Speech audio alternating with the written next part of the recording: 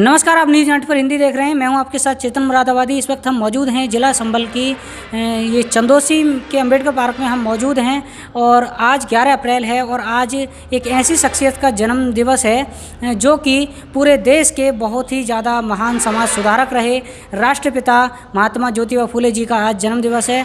संघर्ष पर बात करने के लिए हमारे साथ मौजूद हैं पूज्य बनते थ्रोपानंद जी। बनते जी, स्वागत है न्यूज़ 9 पर हिंदी में। धन्यवाद आपके चैनल के लिए। बनते जी, जैसे कि महान समाज सुधारक रहे थे महात्मा ज्योतिबा फूले जी, तो उनके जो संघर्ष रहे, किस तरीक़ा से उन्होंने जो है समाज को आगे बढ़ाया, देश को आगे बढ़ाने में मदद की, तो कुछ बताने की कोशिश करें। देखिएगा, मैं बताऊंगा बात के लिए। सबसे पहले किसी आदमी को ठोकर लगती है तब उसे ज्ञान प्राप्त होता है। ठोकर भी बहुत बड़ी चीज़ होती है। महात्मा ज्योतिबा फूले को जो एहसास हुआ और वो क्या था, जब महात्मा ज्योतिबा फूले उनके एक मित्र ब्राह्मण थे, उन्हीं की शादी में महात्मा ज्योतिबा फूले गए थे। तो वहाँ के ब्राह्मण समाज ने जब बारात में बराबर में चलने लगे तो वहाँ का ब्राह्मण समाज बौखला गया। बोले, ब्राह्मण के बराबर में एक शूद्र बराबर में कैसे जा सकता है, ये हमारे गले से नहीं उतरती। तो वहाँ ब्राह्मण समाज के लोगों ने उनके मित्र को हड़काया और उनको अपमानित करके बारात में से निकाल के बाहर कर दिया गया, अपमानित किया गया। तब उन्हें एहसास हुआ कि लोग तो मुझे कहते हैं, हमारे समाज को कहते हैं कि आप हमारे बराबर के व्यक्ति हैं, लेकिन मुझे ये दिखाई देता है कि ओबीसी समाज को भी ये शूद्र समझते हैं, नीच समझते हैं।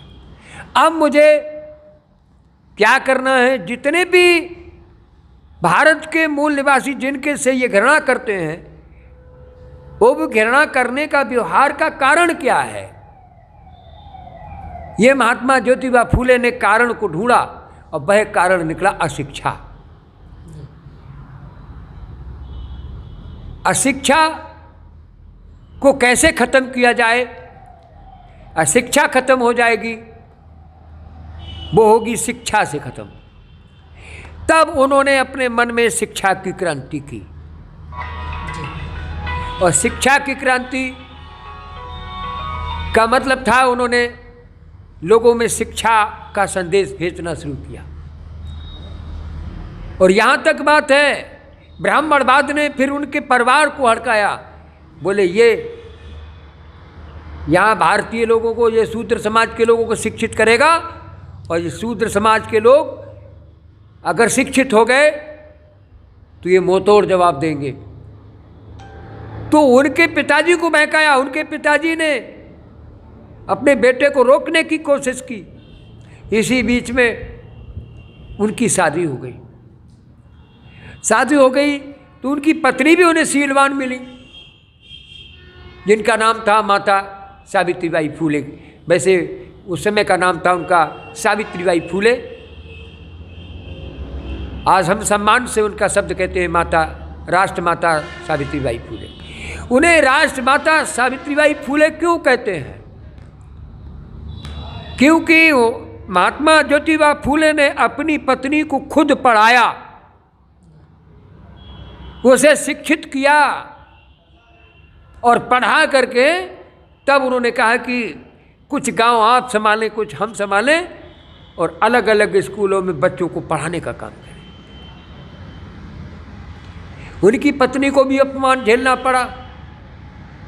यहाँ तक बात है, महात्मा ज्योतिबा फूले को एक बार उनका वध करने के लिए भी कुछ साजिश रची गई। वध करने को भी साजिश रची गई। जो मारने वाले लोग थे वो जब महात्मा ज्योतिबा फूले के पास में आए तो महात्मा ज्योतिबा फूले ने कहा कि भैया क्यों, आप कैसे आए हैं?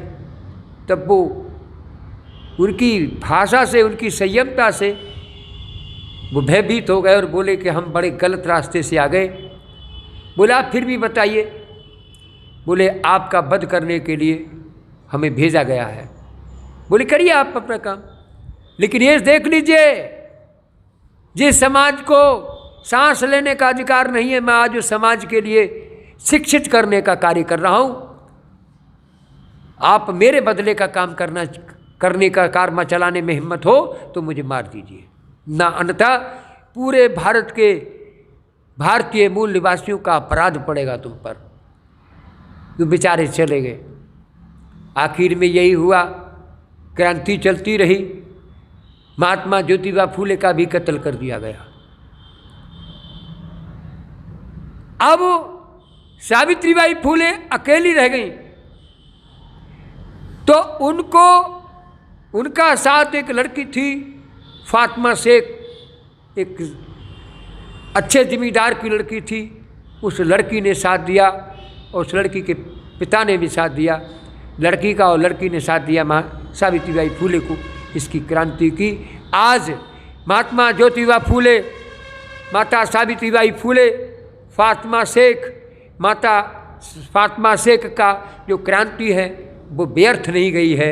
आज उसी की बदौलत है हमारे भारत का ओबीसी समाज, SC ST और माइनॉरिटी जो भी है, भारतीय मूल निवासी है, जो फल फूल रहा है, जो शिक्षित बन रहा है, एक ग्राम सभा मेंबर से लेके एक राज्यसभा का मेंबर बनता है और MLC बनता है, असेंबली में जाता है और एक DM से लेके PM बनता है, CM बनता है।